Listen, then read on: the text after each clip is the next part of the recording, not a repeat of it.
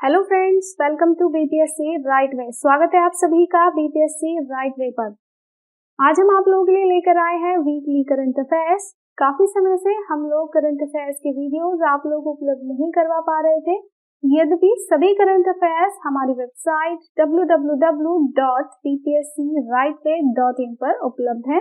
आप इन्हें वहां पर रीड कर सकते हैं।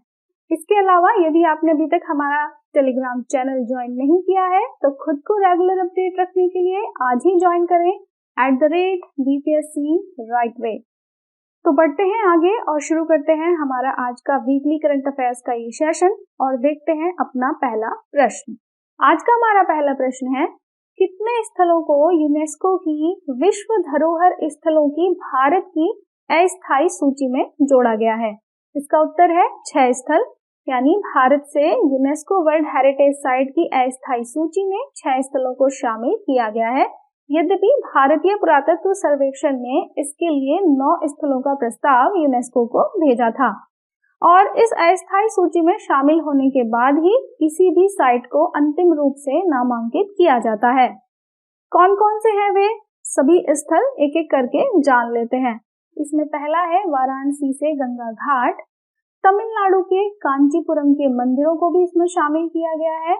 इसके अलावा मध्य प्रदेश में सतपुड़ा टाइगर रिजर्व, बहुत ही इंपॉर्टेंट है ये, इसको शामिल किया गया है। इसके उपरांत महाराष्ट्र में मराठा सैन्य वास्तुकला, इसको कर्नाटक में हायर बंगाल महापाषाण स्थल को और मध्य प्रदेश में नर्मदा घाटी के भेड़ा घाट, इनको शामिल किया गया है।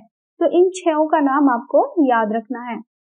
हाल ही में चिपको आंदोलन के प्रणेता रहे गांधीवादी पर्यावरणविद का 21 मई को कोविड के कारण निधन हो गया है। इसका उत्तर आप लोगों को अवश्य मालूम होगा। इनका नाम है सुंदरलाल बहुगुणा।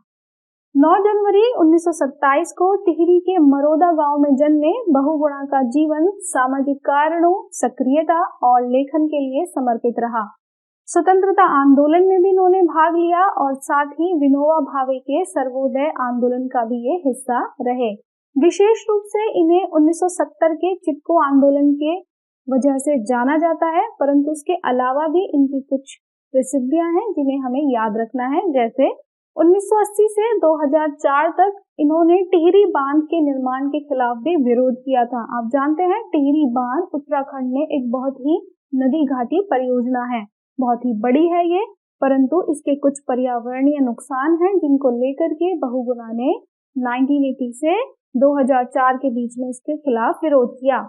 साथ ही 2009 में इन्हें पद्म विभूषण से भी सम्मानित किया गया था और 1981 में उन्होंने अपने विरोध के बावजूद टिहरी बांध परियोजना को रद्द करने से सरकार के इनकार के कारण पद्मश्री को स्वीकार करने से ही मना कर दिया था।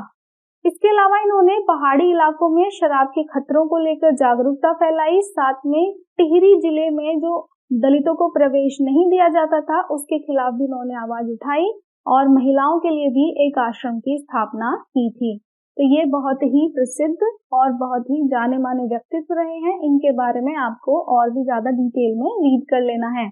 हमारा अगला प्रश्न है, भारतीय आयुर्विज्ञान अनुसंधान परिषद यानी ICMR ने लोगों को घर पर ही कोविड जांच के लिए कौन सी किट की मंजूरी दी है? इसका उत्तर है कोविशील्ड किट। ICMR ने घर में ही जांच के लिए कोविशील्ड किट को मंजूरी दे दी है। परिषद ने कहा है कि रैपिड एंटीजन टेस्ट से घर में ही परीक्षण की सलाह केवल कोरोना लक्षण वाले और संक्रमण की पुष्टि हो चुके लोगों के निकट संपर्क में आए लोगों को ही दी जाती है। अर्थात जिन भी लोगों को लगता है कि उन्हें कोरोना के लक्षण हैं या वे किसी ऐसे व्यक्ति के संपर्क में आए हैं जिसे कोरोना डिटेक्ट हो चुका है, तो उन लोगों को कोविशील्ड किट के द्वारा जांच करने की सलाह ICMR ने दी है।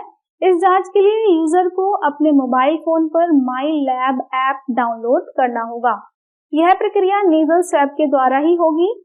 अगर आपकी रिपोर्ट इस ऐप के द्वारा पॉजिटिव आती है तो यहाँ पर हम श्योर हैं कि हमें कोरोना हो गया है, बट अगर रिपोर्ट नेगेटिव आती है तो कोरोना लक्षण वाले लोगों को तुरंत RT-PCR टेस्ट कराने की सलाह दी गई है। वित्त मंत्रालय ने हाल ही में किन संस्थानों को बुनियादी ढांचे यानी इंफ्रास्ट्रक्चर स्टेटस का दर्जा दिया है? इसका उत्तर है प्रदर्शन सह सम्मेलन केंद्रों को।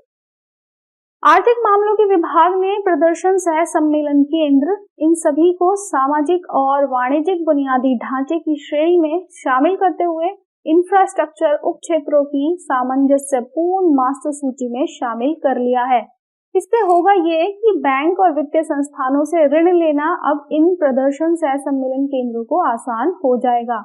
प्रदर्शन सह सम्मेलन केंद्रों में क्या क्या चीजें आती हैं, जैसे प्रदर्शनी केंद्र, exhibition halls, convention halls, auditorium, plenary halls, business centres, meeting hall, ये सब शामिल हैं। परंतु यह लाभ केवल उन्हीं परियोजनाओं के लिए उपलब्ध होगा जिसमें न्यूनतम निर्मित क्षेत्र 1 लाख वर्ग किलोमीटर का प्रदर्शनी स्थान या सम्मेलन स्थान या दोनों संयुक्त रूप से हो। तो इंफ्रास्ट्रक्चर स्टेटस का दर्जा मिलने के बाद में अब इन सह सम्मेलन केंद्रों को और प्रदर्शन केंद्रों को भी ऋण लेने में या बैंक के संस्थानों के साथ व्यवहार करने में आसानी होगी। यद्यपि अभी तक केवल 2 परियोजनाओं को सरकार ने इंफ्रास्ट्रक्चर स्टेटस का दर्जा दिया हुआ है। वे कौन कौन सी हैं? पहला है द्वारका में अंतर्राष्ट्रीय प्रदर्शनी सह सम्मेलन केंद्र और दूसरा राजधानी में ही प्रगति मैदान। आप जरूर यहाँ पर कभी गए होंगे, तो इन दोनों को पहले से ही इंफ्रास्ट्रक्चर स्टेटस का दर्जा प्राप्त है। महाराष्ट्र से ब्रिटेन के लिए जीआई प्रमाणित किस उत्पाद का निर्यात प्रारंभ हुआ है? तो जीआई टैग के क्वेश्चंस बहुत इंपॉर्टेंट रहते हैं एग्जाम में। इसका उत्तर है घोलवट सपोटा, जो कि चीकू की एक वैरायटी है। सो जीआई टैग यानी भौगोलिक संकेतक उत्पादों के निर्यात को बढ़ावा देने के लिए महाराष्ट्र के पालघर जिले से, तो आपको ध्यान रखना है कि महाराष्ट्र में पालघर जिले से दहानू घोलवट सपोटा की एक खेप को यूनाइटेड किंगडम भेज दिया गया है। ऐसा माना जाता है कि घोलवट गांव की कैल्शियम समृद्ध मिट्टी से इस चीकू के अंदर अद्वितीय स्वाद उत्पन्न हो जाता है। इसके अलावा यह वैरायटी कर्नाटक, गुजरात, महाराष्ट्र, तमिलनाडु, पश्चिम बंगाल और आंध्र प्रदेश में भी उगाया जाता है। कर्नाटक यद्यपि इस फल को उगाने वाला सबसे बड़ा उत्पादक माना जाता है और इसके बाद इसका महाराष्ट्र का इसमें नंबर आता है। इसके उपयोग की यदि बात करें तो यह सलाद में दूध या दही में मिश्रित करके चटनी के रूप में अथवा जैम बनाने में भी प्रयोग किया जाता है। तो जीआई टैग के लिए आपको ये नाम याद रखना है। नेक्स्ट है वर्चुअल फरेबियों का पता लगाने के लिए आईआईटी रोपड़ पंजाब ने कौन सा डिटेक्टर बनाया है? इसका उत्तर है फेक बस्टर। भारतीय प्रौद्योगिकी संस्थान रोपड़ पंजाब और मोनाश यूनिवर्सिटी ऑस्ट्रेलिया के अनुसंधानकर्ताओं ने फेक बस्टर नाम का एक ऐसा अनोखा डिटेक्टर इजाद किया है जो किसी भी ऑनलाइन फरेबी का पता लगा सकता है। आपको मालूम होगा कि ऐसे फरेबी बिना किसी की जानकारी के वर्चुअल सम्मेलन, वर्चुअल मीटिंग्स के अंदर घुस जाते हैं और पूरा सिस्टम को बर्बाद कर देते हैं। इस तकनीक के जरिए सोशल मीडिया में भी फरेबियों को पकड़ा जा सकता है। तो आज के सोशल युग में हो रहे लगातार फेक न्यूज, फेक मीटिंग्स और जो भी फेक जानकारी फैलाई जा रही है, उन सभी के पीछे के फरेबियों को पकड़ने के लिए ये फेक बस्टर नाम का एक डिटेक्टर तैयार किया गया है। इस तकनीक पर एक paper fake buster deep case detection tool for video conferencing scenarios को पिछले महीने अमेरिका में आयोजित इंटेलिजेंट यूजर इंटरफेस के 26वें अंतर्राष्ट्रीय सम्मेलन में भी पेश किया गया था। तो ये अपने आप में इंडिया के लिए एक बड़ी उपलब्धि माना जा रहा है। इसके बाद है भारतीय नौसेना की दक्षिणी कमान ने ऑक्सीजन की कमी को दूर करने के लिए किस सिस्टम का डिजाइन तैयार किया है? इसका उत्तर है ऑक्सीजन रिसाइकलिंग सिस्टम। तो हम जानते हैं कि ऑक्सीजन सिलेंडर को दोबारा से रिसाइकल करने में बहुत ही मुश्किलात हमें सामने आ रही हैं और साथ में जब देश महामारी से जूझ रहा है उस समय ये बहुत ही आवश्यक है कि ऑक्सीजन के रिसाइकलिंग सिस्टम को आसान बनाया जाए। इसके लिए ऑक्सीजन रिसाइकलिंग सिस्टम को डाइविंग स्कूल के लेफ्टिनेंट कमांडर मयंक शर्मा ने डिजाइन किया है, जो दक्षिणी नौसेना कमान से आते हैं। यह इस तथ्य को ध्यान में रखते हुए है कि एक मरीज के द्वारा अंदर ग्रहण की गई ऑक्सीजन का केवल एक छोटा सा हिस्सा ही वास्तव में हमारे फेफड़े अवशोषित करते हैं, बाकी हिस्सा शरीर के द्वारा CO2 के साथ साथ बाहर निकाल दिया जाता है। तो ये जो ऑक्सीजन जो कि बाहर निकाल दी जाती है, जिसे हम उच्छ्वास की गई ऑक्सीजन कह सकते हैं, इसको हम दोबारा इस्तेमाल में ला सकते हैं बशर्ते कि इसमें शामिल CO2 यानी कार्बन डाइऑक्साइड को हटा दिया जाए। तो इसी नियम पर आधारित है हमारा ये ऑक्सीजन रिसाइक्लिंग सिस्टम। यह स्थिति हासिल करने के लिए इस सिस्टम को रोगी के मौजूदा ऑक्सीजन मास्क में एक दूसरा पाइप जोड़ा जाएगा जो कम दबाव वाली मोटर का उपयोग करके रोगी द्वारा निकाली गई हवा को अलग करेगा, CO2 को अलग करेगा, और जो ऑक्सीजन दोबारा से निकाली गई है शरीर के द्वारा उसको अलग करेगा एंड देन उसका इस्तेमाल करके ऑक्सीजन सिलेंडर को रिसाइकल करने में मदद करेगा। सरकार ने दिव्यांगजनों के पुनर्वास के लिए कौन सा कार्यक्रम हाल ही में लॉन्च किया है? इसका उत्तर है CBID प्रोग्राम, यानी community based inclusive development programme. केंद्रीय सामाजिक न्याय और अधिकारिता मंत्रालय ने दिव्यांगजन पुनर्वास पर 6 महीने का समुदाय आधारित समावेशी विकास कार्यक्रम लॉन्च किया है।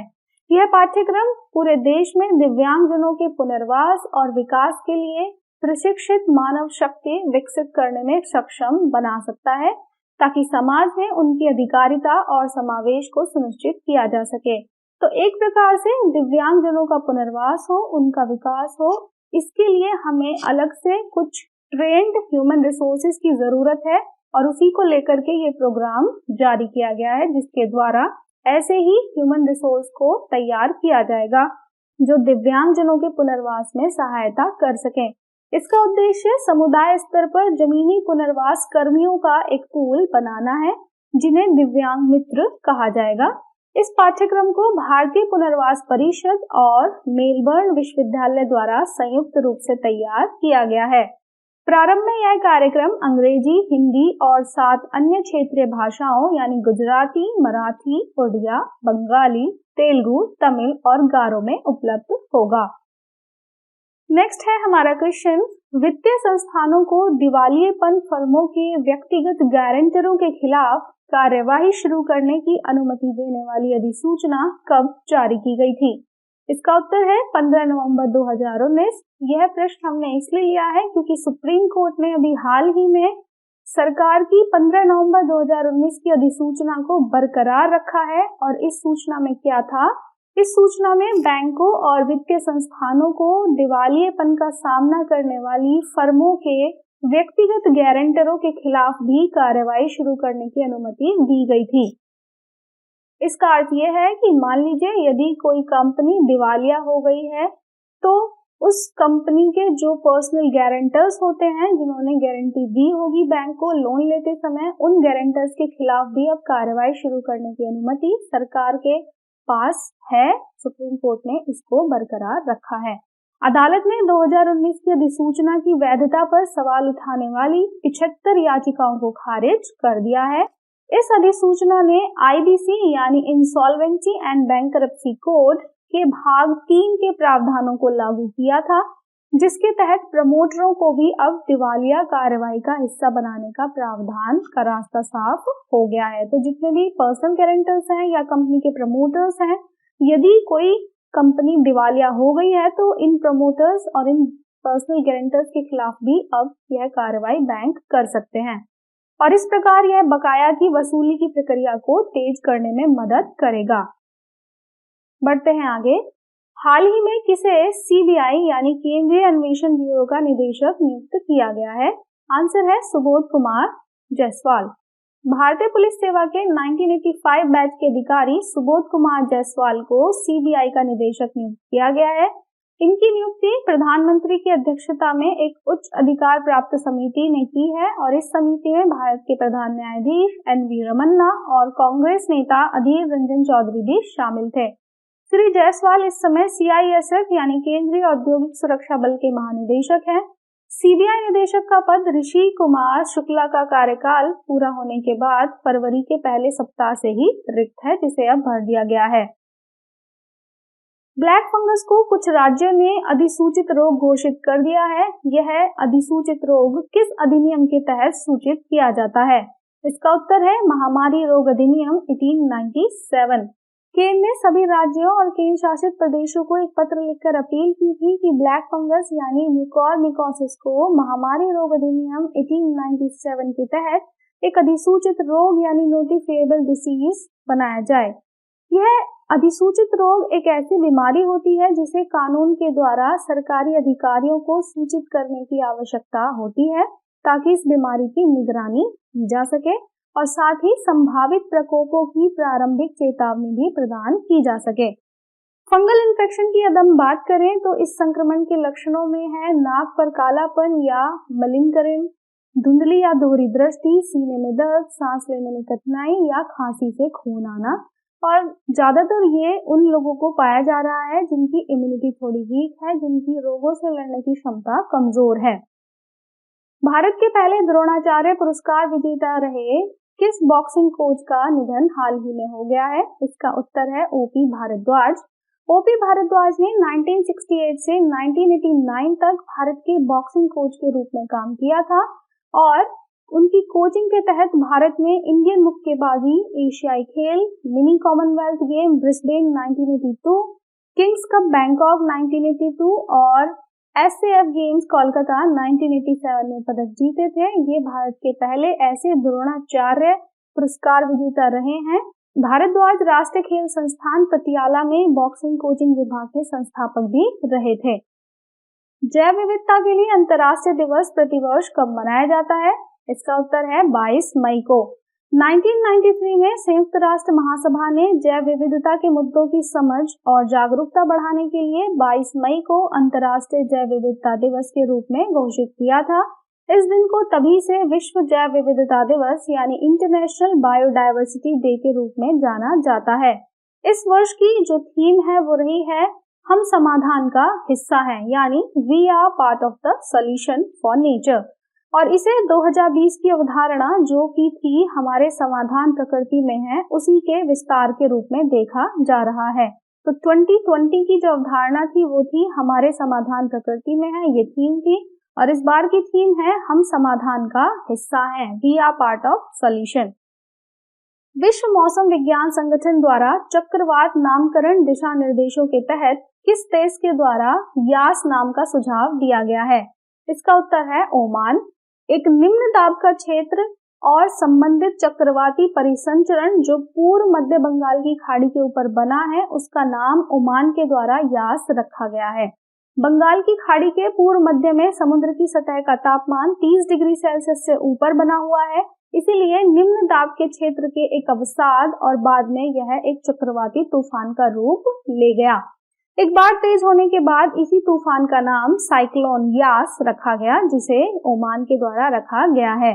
कौन कौन से क्षेत्र इससे प्रभावित हुए हैं जान लेते हैं। इससे उत्तर से लेकर उत्तर पश्चिम भारत की ओर यह बढ़ा है और पारादीप और सागर द्वीपों के करीब उत्तरी उड़ीसा, पश्चिम बंगाल तट इत्यादि पर टकरा रहा है। और हाल ही में बारिश बंगाल में और साथ ही बिहार में बहुत ज्यादा बारिश इस चक्रवात के प्रभाव के कारण हो रही है। खेल मंत्रालय ने हाल ही में भारत के 7 राज्यों में कितने खेलो इंडिया केंद्र खोलने की मंजूरी दी है? इसका उत्तर है 143 केंद्र। 14.30 करोड़ रुपए के कुल बजट अनुमान के साथ इन केंद्रों में एक एक विशेष खेल का प्रशिक्षण प्रदान किया जाएगा। कौन कौन से राज्यों में इन्हें स्थापित किया जाना है? उनमें है महाराष्ट्र, मिजोरम, गोवा, कर्नाटक, मध्य प्रदेश, अरुणाचल प्रदेश और मणिपुर। खेल मंत्रालय के द्वारा देश भर में जमीनी स्तर के खेल बुनियादी ढांचे की उपलब्धता सुनिश्चित करने के लिए राज्य सरकारों के साथ साझेदारी में खेलो इंडिया केंद्र शुरू किए गए हैं। भारत को 2028 में होने वाले ओलंपिक खेलों में शीर्ष 10 देशों की सूची में शामिल करने का प्रयास खेल मंत्रालय का है। इसी लक्ष्य को प्राप्त करने के लिए कम उम्र से ही बड़ी संख्या में प्रतिभाशाली खिलाड़ियों की पहचान करने और उन्हें प्रशिक्षित करने की आवश्यकता है, जिसके लिए खेलो इंडिया केंद्र खोलने की मंजूरी दी जाती है।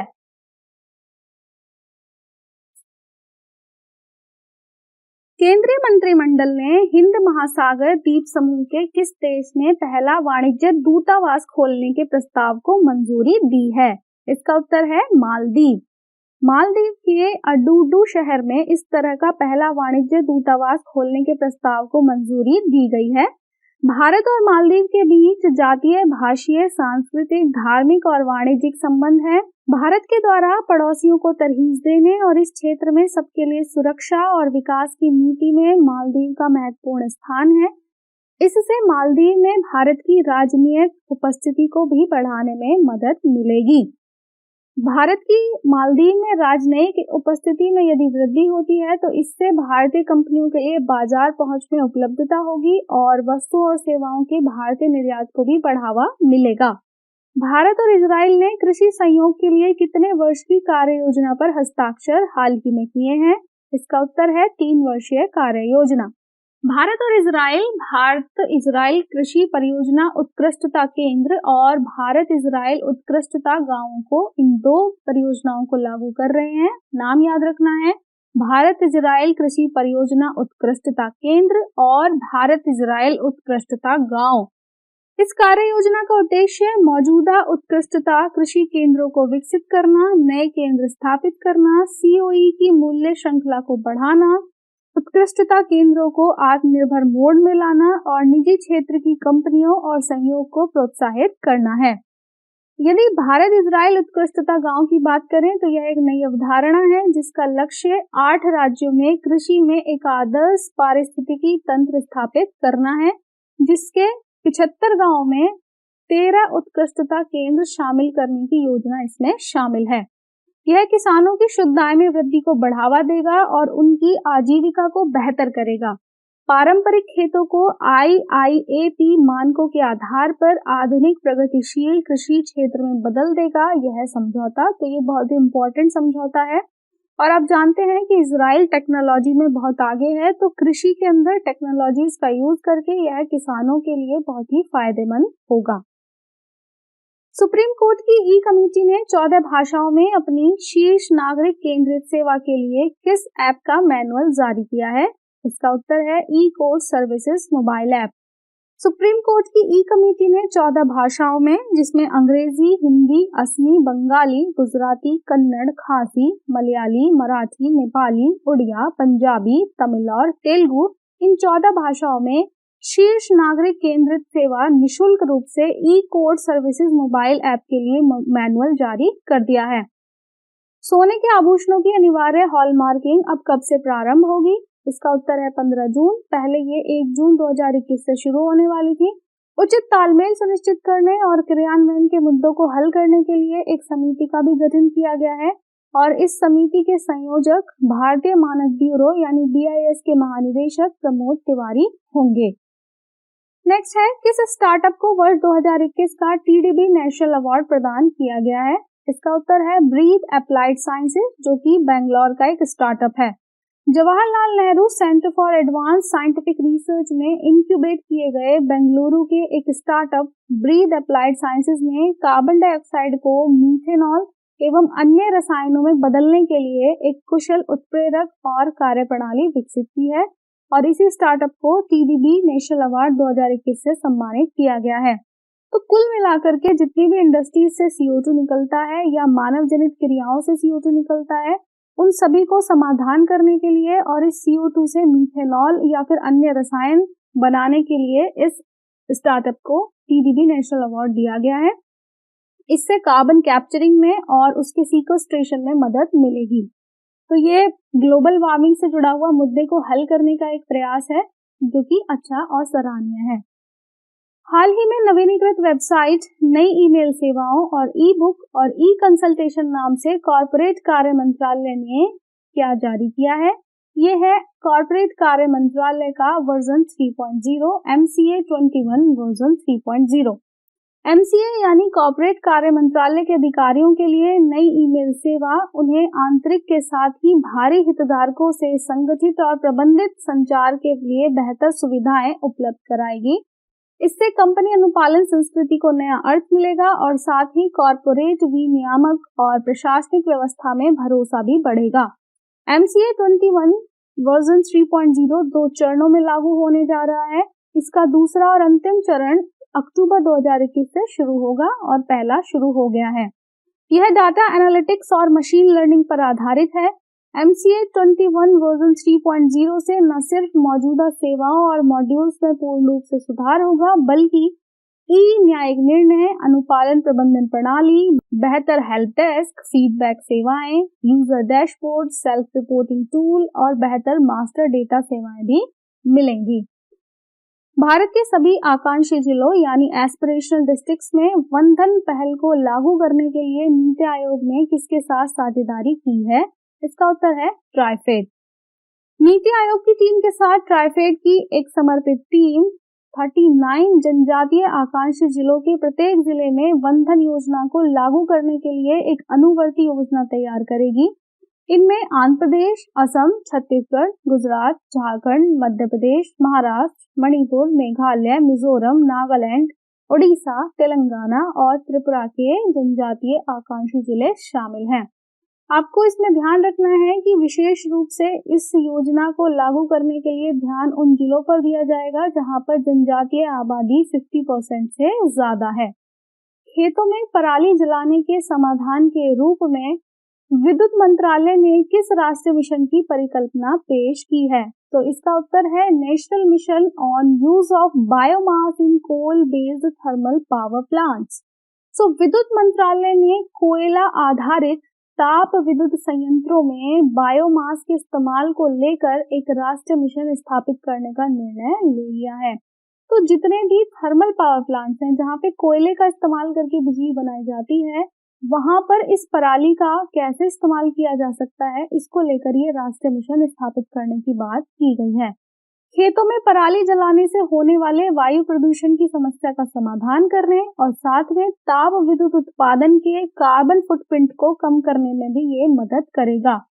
इसके उद्देश्यों में यदि बात की जाए तो ताप विद्युत संयंत्रों से कार्बन न्यूट्रल बिजली उत्पादन का बड़ा हिस्सा पाने के लिए को फायरिंग के स्तर को वर्तमान 5% से बढ़ाकर उच्च स्तर तक ले जाना है।